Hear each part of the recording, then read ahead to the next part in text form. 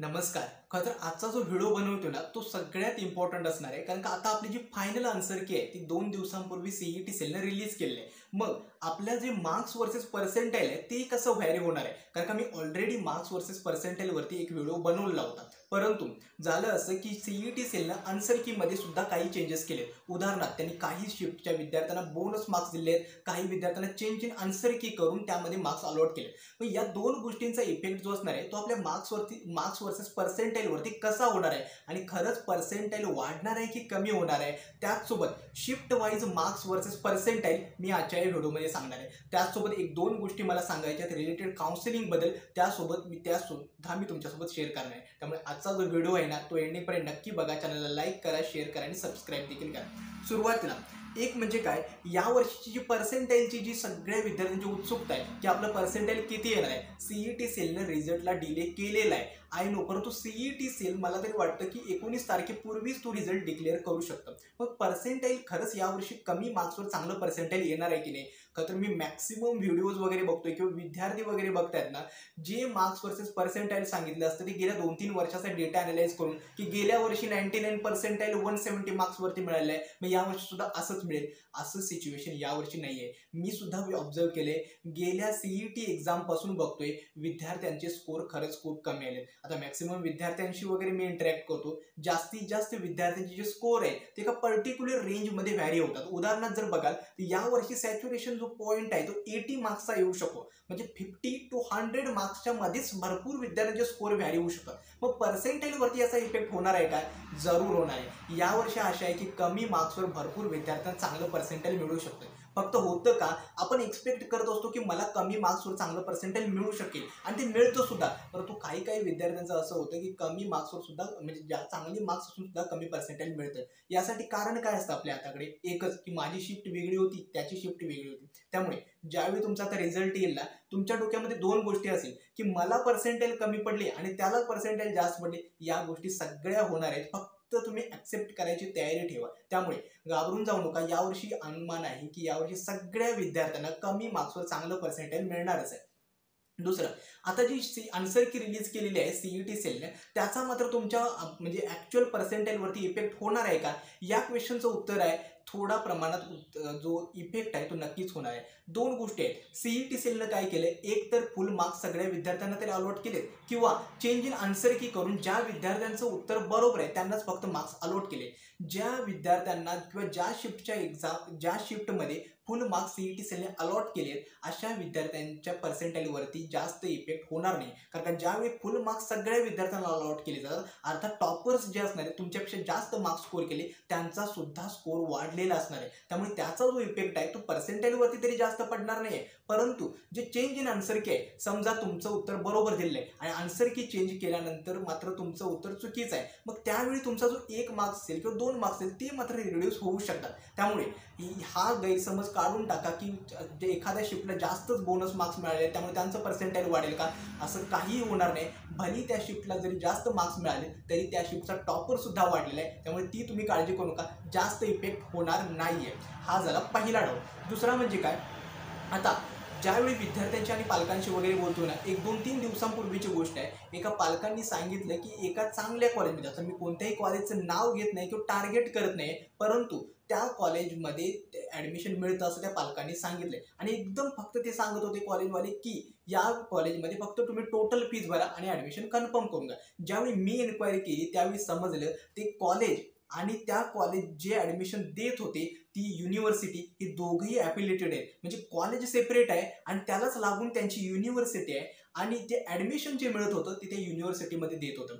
जास्त चौकशी केल्यावर समजलं की 2 वर्षापूर्वी त्यांनी ती युनिव्हर्सिटी चालू केली आहे, ज्याच्यामध्ये ते फक्त त्या कॉलेजची किंवा युनिव्हर्सिटी टोटल फीज भरा आणि त्या युनिव्हर्सिटीमध्ये ॲडमिशन घ्या, ते पण CS, ITI टेक ब्रँचेसमध्ये. आणि ही जी ॲडमिशन्स देत आहेत ना ती खूप सीट्स, म्हणजे फक्त त्यांचं इतकंच रिक्वायरमेंट आहे की तुम्ही टोटल फीज भरा आणि ॲडमिशन घ्या. सांगण्याचा उद्देश इतकाच आहे की या गोष्टींपासून थोडं सावध राहा. कारण का ज्यावेळी तुम्ही ॲडमिशन घेताय किंवा प्रोव्हिजनल ॲडमिशन करताय त्यावेळी चौकशी करा की तुम्हाला जे ॲडमिशन मिळते ते कॉलेजमध्येच मिळतंय ना, त्या कॉलेजचा ब्रँच कोड किंवा कॉलेज कोड चेक करा. सीईटी सेल प्रत्येक कॉलेजला एक DTE कोड अलॉट करतं. उदाहरणार्थ COEPचा जो DTE कोड आहे तो 6006 आहे, PICचा 6271 आहे. हे DTE कोड आहे, म्हणजे तेच कॉलेज ऍक्च्युअल आहे की नाही. कारण का पुण्यामध्ये बघा तर भरपूर एकाच नावाचे कॉलेजेस वगैरे असतात. मग सांगण्याचं तात्पर्य इतकंच आहे की जे पालक किंवा मला माहिती आहे की तुम्ही तुमच्या म्हणजे मुलांसाठी चांगले कॉलेजमध्ये ऍडमिशन मिळावं यासाठी प्रयत्न करताय आणि मी सुद्धा ते अजून करतोय. फक्त होतं का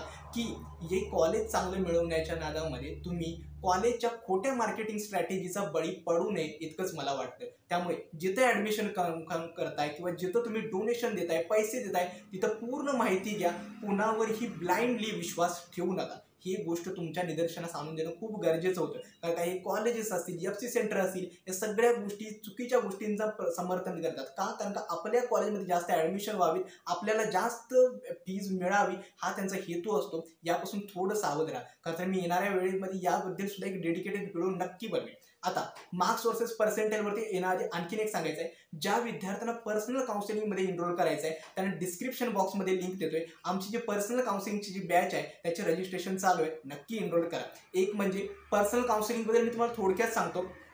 पहिलं आहे, ज्यावेळी तुम्ही पर्सनल काउन्सिलिंगमध्ये आमच्याकडे एनरोल करता, एक आहे 24/7 तुम्हाला डाऊट सपोर्ट मिळतो की तुम्ही कोणत्याही स्टेपला आता पुढचे 2 ते 2.5 महिने कोणत्याही स्टेपला काही डाऊट वगैरे येत असेल, काही प्रॉब्लेम वगैरे येत असेल तर तुम्ही डायरेक्टली आमच्याशी इंटरॅक्ट करू शकता कॉल्सवर, व्हॉट्सॲपवर. ही खूप गरजेची गोष्ट आहे. त्यानंतर तुमचं पर्सेंटाईल, कॅटेगरी, तुम्हाला कॉलेज कुठे हवे, ब्रँच कोणती हवे, त्यानुसार एक पर्सनल कॉलेजची लिस्ट आम्ही तुम्हाला बनवून देतो. त्याच्यानंतर जशा CETच्या स्टेजेस येतात, डॉक्युमेंट व्हेरिफिकेशन आहे, रजिस्ट्रेशन आहे, त्यानुसार एक बेस्ट सगळे जे झूम मीटिंग सेशन्स असतात ते मी तुम्हाला अरेंज केले असतात की तुम्हाला फॉर्म कुठे भरायचा आहे, ऑप्शन्स म्हणजे कुठे मिस्टेक्स वगैरे करायचे नाहीत, या सगळ्या गोष्टी सांगितल्या जातात. आणि शेवटची स्टेज येते ती म्हणजे काय, फर्स्ट इयर ॲडमिशन कन्फर्मेशन आणि स्पॉट ॲडमिशन आणि इन्स्टिट्यूट लेवल 6 यांच्यामध्ये सुद्धा तुम्हाला हेल्प केली जाते. त्यामुळे ज्या विद्यार्थ्यांना पर्सनल काउन्सिलिंगमध्ये एनरोल करायचं आहे नक्की एनरोल करा. एक नक्की सांगतो की बाकीच्यांसारखं असं नाही आहे की तुमचं स्कोर कमी आहे त्याच्यावरती तुम्हाला एक टॉप कॉलेजमध्ये देऊ किंवा बेस्ट कॉलेजमध्ये ॲडमिशन देऊ. ही खोटी आश्वासन मी कुणालाही दाखवणार आहे. फक्त एक सांगू इच्छितो की तुमच्या पर्सेंटाईलला एक बेस्ट कॉलेज जे असेल ते तुम्हाला नक्की मिळवून द्यायचा आम्ही प्रयत्न करू. त्यामुळे डिस्क्रिप्शन बॉक्समध्ये लिंक देतोय, त्यावरती नक्की जॉईन व्हा.